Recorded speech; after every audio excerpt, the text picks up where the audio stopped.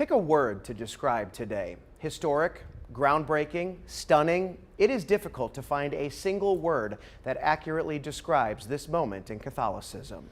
An American now leads the Catholic Church. It's a feat many never expected to see in their lifetimes. Robert Prevost from Chicago is now Pope Leo XIV. It's common practice for popes to choose a saint's name. We are breaking down everything about Pope Leo XIV today, from his U.S. roots to his life of service to reaction from his brother.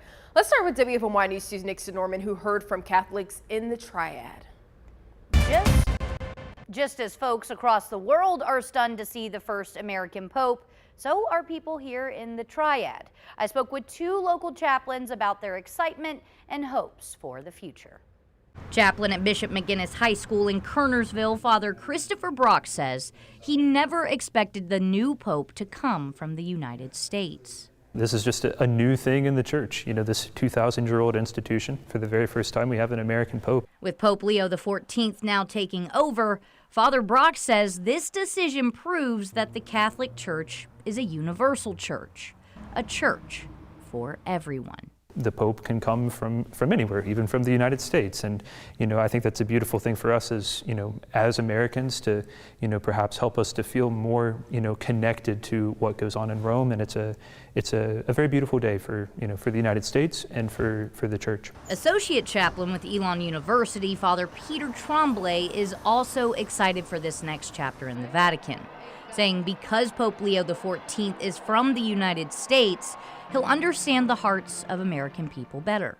An American pope will know us well.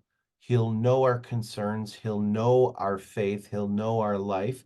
And he'll certainly know our culture, our society, and our politics. Father Tremblay says Pope Leo XIV's speech after the decision was made echoed a lot of the teachings and opinions of the Pope that came before him, Pope Francis.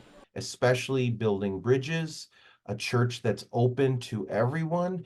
And the key phrase that I heard was the continuation of synodality, which is an ancient word simply meaning to listen to everyone. With Chaplain Brock working in a high school, he says it was a joy to witness the excitement from the students who experienced an election of a new pope for the first time.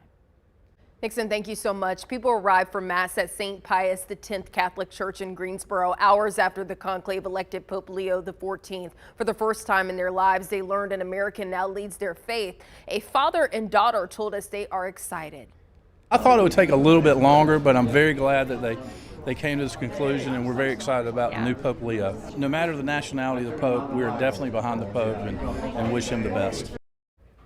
And I was there at the church. I spoke with the pastor. He told me he planned for today's service to focus on the election process and praying for the electors. Of course, plans had to change.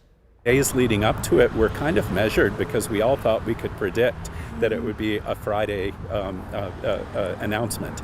And so we were all kind of going on cruise control until Friday came along, but here we are on Thursday, and it was white smoke. It was a really surprise and an expedited timeline. He asked that people of all faiths say a prayer for the new pope. A Greensboro restaurant owner feels double the pride tonight. He lives here now, but he's from Peru, where Pope Leo spent decades serving people. Jorge Castillo owns Ember on West Friendly Avenue in Greensboro. He says it's incredible to see his home country and the country he currently calls home having such influence on the world stage. We had to get together, everybody all in the world, to go with him and to change. That's the main thing, that a pope or leader from a church is supposed to be doing, and everybody's supposed to change. The humanity has to change. Like Pope Leo, he is a dual citizen of the U.S. and Peru.